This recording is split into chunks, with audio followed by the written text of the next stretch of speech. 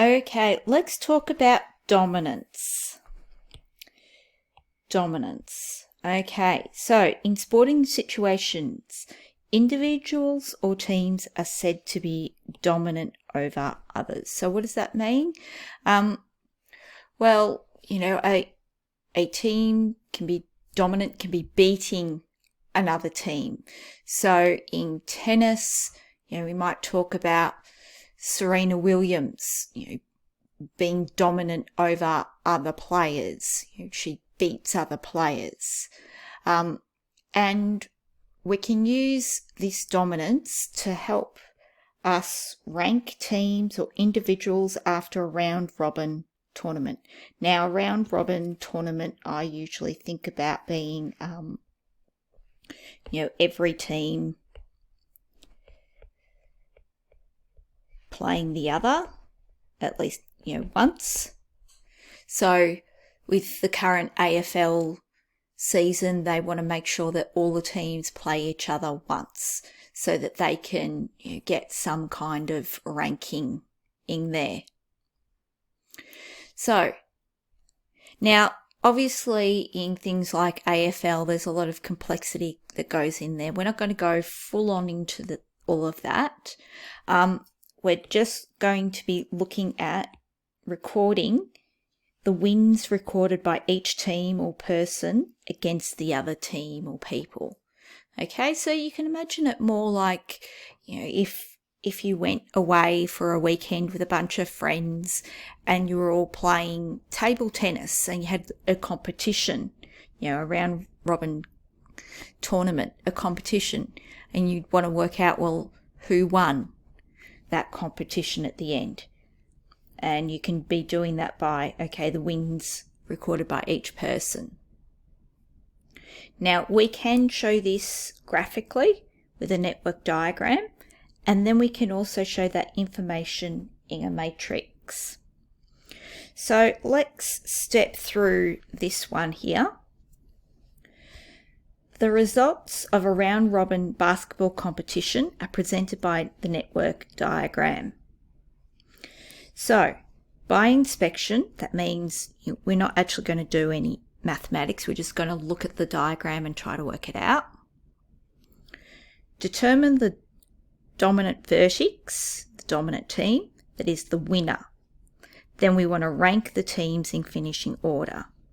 Okay, so let's look at this diagram. Now we get given a piece of information here, very important, that you're always looking for that key. Then this means that, A has beat B because the arrow is pointing towards B. Okay, so let's look at what's happened. A defeated D, A defeated B, A lost to E, and A lost to C. Yep. B lost to A, B lost to E, B defeated D, but B lost to C. C beat A, B, D, and E. Okay. So D lost to C, lost to B, lost to E, lost to D. So first off, we can fairly clearly say, well, C won everything. They didn't lose a match, so they'd probably be first. D lost every match, so they'd be ranked last. Okay, fairly clear. E, won against A, B, and D and only lost to C. They only lost that one game. So popping them second, that probably makes sense. And then, A lost to C and E, but won against B and D. So it lost 2 games, won 2 games. B lost 3 games and won one game. Okay, so, that type of thing you could probably work out a bit yourself. So confirm your answer, so double check your answer by finding the one-step dominance matrix and then the two-step dominant matrix, D squared. So this one-step dominance is when we're looking at, okay, who has beaten who in our round robin tournament, which team has defeated the other teams. Then we look at this two-step dominance. So my example here is that Essendon has a two-step dominance over Geelong, even though it lost to Geelong, because Essendon beat Hawthorn, who beat Geelong.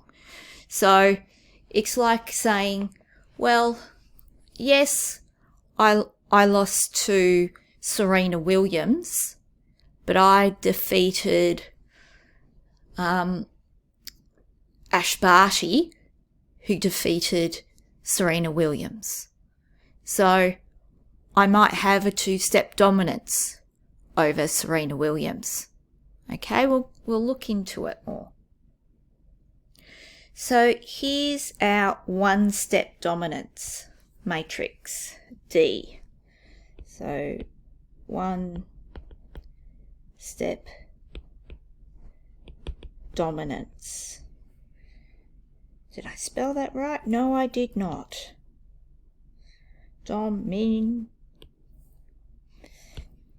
This is why I'm a maths teacher, not an English teacher. Okay.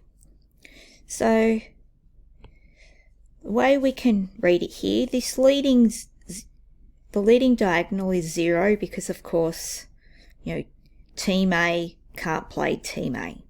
Okay, that's why that's 0 there. And looking at this, that A defeated B, that's why there's a 1 there, and A defeated D, that's why there's a 1 there. I could have, by the way, written that on this left-hand side. That may have been a little clearer. So you can also see B defeated D, yep, but lost to everyone else. You can see that. C defeated everyone else. The only 0 there is where it's played C. D's lost to everyone, and E defeated A. E defeated B, and E defeated D, and E lost to C. Okay, so you can see how this is showing that. Okay, so here we've got our two-step dominance. So we've taken D and squared it. Okay, two-step dominance. Okay, now we want to figure out how to rank this tournament, how to rank it mathematically. So what we do is that we actually add the D and the D squared together, which you can see the answer there. I can bring that up on our CAS. Let's pop this in our CAS. Okay, so we have a 5x5.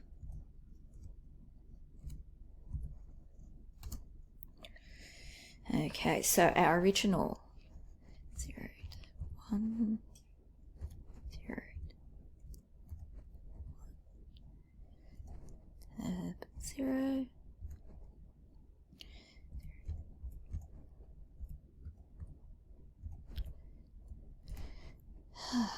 Now we're on to the third.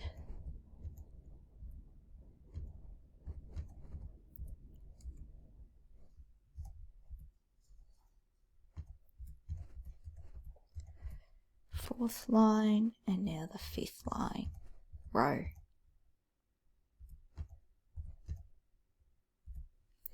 Okay, and I'm going to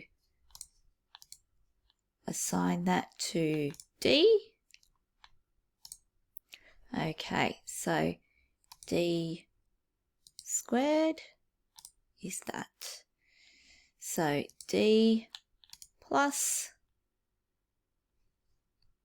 D squared gives us that.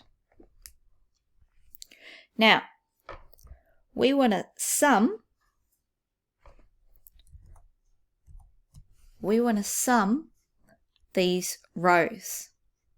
We want to sum these rows. Now, I could use my my summing, but we can see pretty easily here. Okay, it's 1 and 2. That makes 3. 1, 2, 3, 4, 1, 10, 0, 0. So here you can see, okay, the top one, again, because it has the most point, it's the highest there is C. Then we have E, then A, then B, then E. Now, we were able to do that by inspection, but sometimes, especially when it comes to sort of the middle area, it can be not entirely clear by inspection. So this is the most reliable, mathematically correct way of doing it. Now, I've included on the YouTube playlist and on the Google Classroom this YouTube clip. It's a very good one for explaining dominance matrices. Okay, so I suggest you watch that one.